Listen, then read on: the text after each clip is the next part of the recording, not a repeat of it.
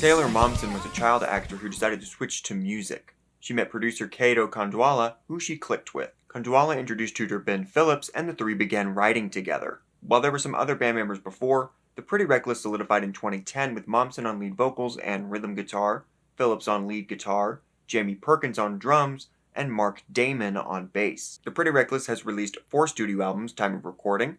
I'm going to rank them from my least favorite to my favorite. As usual, this is just my opinion, and you are free to disagree. Before we get started, be sure to like and subscribe, and you can support the channel on Patreon.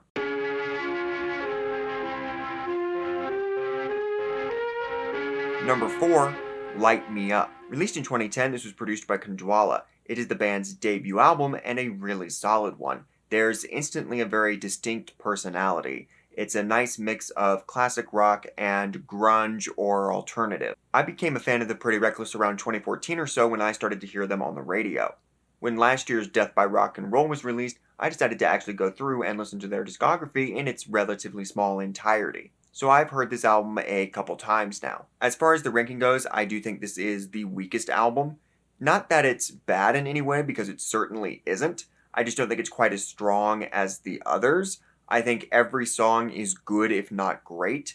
If I had to complain about anything, it would be that I find the production to maybe be a little small, but it's still a really solid album. Number 3, Who You Sellin' For. Released in 2016, this was produced by Kandwala. It is the band's 3rd album. Reviews at the time pointed to a maturation of the band, and I think that's true. Momsen becomes a better singer and a better writer with every record. I think this album wears the band's 90s alternative influence a little more overtly. It weirdly made me a little nostalgic for the 90s, even though it came out in 2016. There's a little more blues present with some great guitar playing from Phillips. This album's got a lot of heart, and I like it a lot.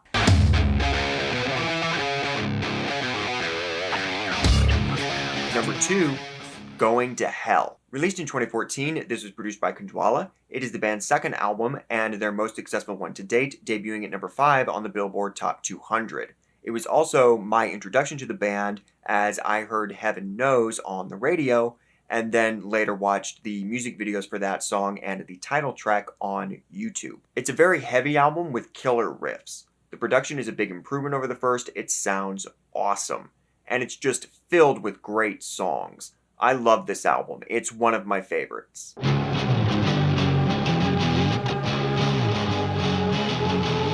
Number 1, Death by Rock and Roll. Released in 2021, this was produced by Jonathan Wyman, Momsen, and Phillips.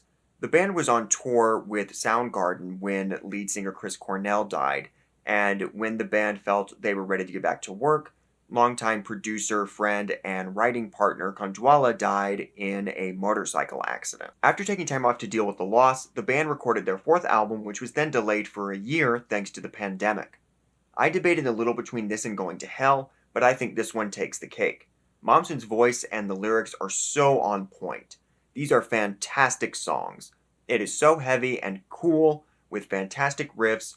I love the guitars. So that's my ranking. What are your thoughts on the Pretty Reckless? What are your favorite albums and songs from them? Have you seen them live?